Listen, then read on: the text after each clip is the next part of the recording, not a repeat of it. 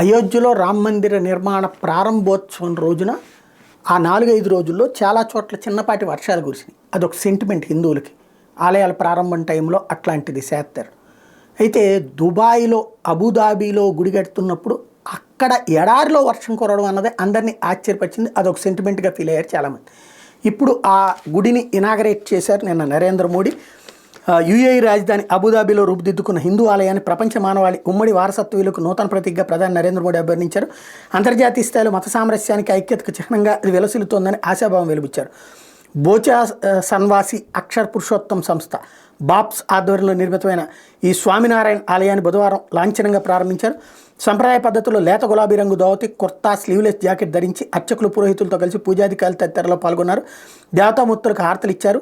UAE మంత్రి Sheikh సహ్యాన్ bin Mubarak అల్ సహ్యాన్ స్వామినారాయణ సంప్రదాయకులతో పాటు పలు మత సంప్రదాయాలకు చెందిన ఆధ్యాత్మిక పెద్దలు ప్రారంభోత్సవానికి హాజరయ్యారు.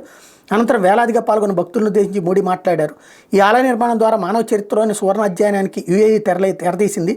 140 కోట్ల మంది భారతీయుల మది గెలుచుకుంది అంటూ కొనియాడారు.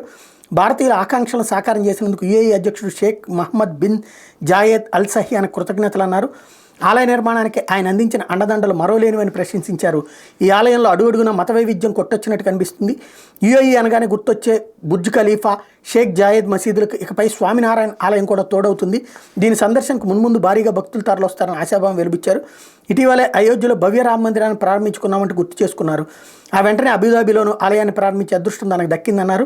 ఇది భారత్తో పాటు దేశ మత విశ్వాసానికి సంస్కృతి కూడా అమృత కాలమేనన్నారు. అందుముందు ఆలయ నిర్మాణంలో పాల్పంచుకున్న వారందరినీ మోడీ కలిసి కృతజ్ఞతలు తెలిపారు.